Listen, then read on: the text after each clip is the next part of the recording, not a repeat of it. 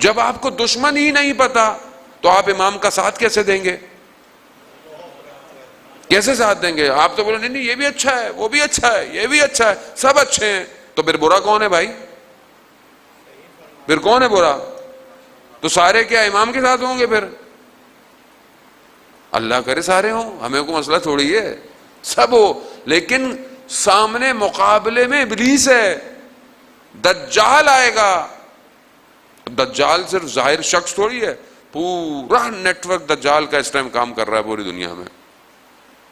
اب آپ بولیں کہ نہیں ہمیں تو نہیں پتا مولانا صاحب، کیوں نہیں پتا آپ کو؟ کس کی ذمہ داری ہے عزیزان محترم؟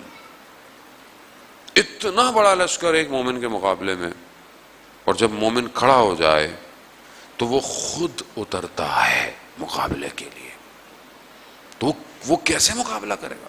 بہت بڑے عالم دین تھے، ابلیس آ گیا سامنے، تو انہوں نے کہا کہ ابلیس سے کہ میرے سے بحث کرنے کی تمہیں کوئی ضرورت نہیں ہے، میرے سے تم جیت نہیں سکتے۔ ابلیس کو کہا، اس نے بولا نہیں پھر بھی مسئلہ نہیں ہے، کوئی کر لیں۔ بحث ہوتی رہی، وہ جیت گئے، عالم تھے۔ کہا میں نے تمہیں کہا تھا نا تم میرے سے جیت نہیں سکتے۔ ابلیس نے کیا کہا؟ کہا میں جانتا تھا، میں صرف آپ کا یہ والا وقت بھی اپنے قبضے میں کرنا چاہتا تھا۔ وہ اتنا سسٹمیٹک ہے، اس کو پتا ہے آپ کا وقت ضائع کیسے کرنا ہے۔ کیوں نہیں ہم تیار ہو پا رہے؟ کیوں ایک آدمی کو تیار نہیں ہونے دیتا؟ آپ کو پتا ہے وہ کہ ایک تیار ہو گیا نا یہاں طالب علم تو یہ ہزاروں کو تیار کر دے گا، ہزاروں کو تیار کر دے گا۔ اس ایک کو خراب کرو، یہ باقی نیچے تو ویسے ہی ہے نا، باقی تو نیچے اسی نے جو بولنا ہے سب ویسے ہی کریں گے یہ، تو اس ایک کو خراب کرو۔ کیسے کرو بھائی؟ اگر یہ پیسے سے خراب ہوتا ہے ایسے پیسے سے خراب کراؤ۔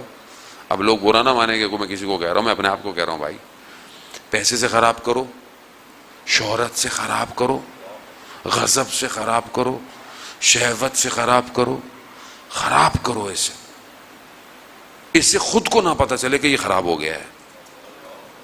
اتنا پیچیدہ ہو کے اترتا ہے کہ انسان تہجدیں بھی پڑھتا رہتا ہے اور اسے پتا نہیں چلتا کہ وہ کر کیا رہا ہے۔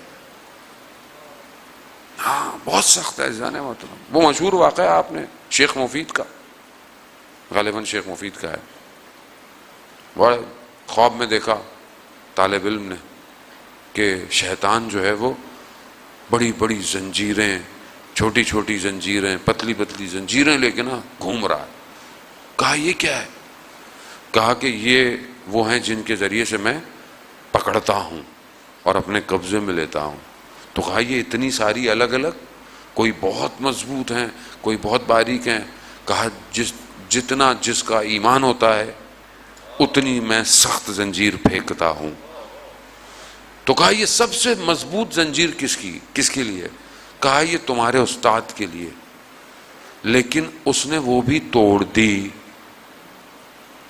تو پھر اس نے بولا کہ ہمارے لیے؟ کہا تمہارے لوگوں جیسوں کے لیے زنجیروں کی ضرورت ایسے ہی آ جاتے ہیں، ہاں نا۔ کچھ لوگ تو کچھ کہنے کی ضرورت ہی نہیں ہے، ذرا سی بات پہ بگڑ جاتے ہیں، ذرا سی تصویر پہ بک جاتے ہیں، ذرا سی کان آواز جو ہے وہ ذرا سی تو ختم۔ یہ اٹھا صبح گیا استاد کی خدمت میں، کہا میں نے ایسے ایسے خواب میں دیکھا۔ کہا صحیح کہا، صحیح کہا اس نے۔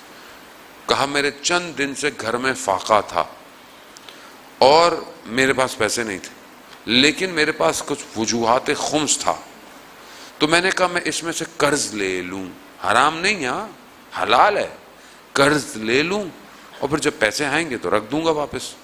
تو میں یہ پیسے لے کر بازار تک گیا، دکان تک پہنچا، تو مجھے خیال آیا اگر میں ابھی مر گیا تو کسے پتا چلے گا میں نے قرض لیا تھا؟ کس کو پتا چلے گا؟ حرام نہیں ہے، حلال، لیکن مرتبہ تو کہا میں واپس آ گیا. تو وہ کہہ رہا تھا کہ میں نے یہ زنجیر ڈالی تھی. بعض اوقات انسان اپنے لیے توجیحات پیش کرتا ہے, بھائی یہ تو ضرورت تھی, یہ تو ایسا تھا, یہ تو وہ تھا, یہ تو مسئلہ نہیں. جتنا بڑا ایمان اتنا بڑا امتحان.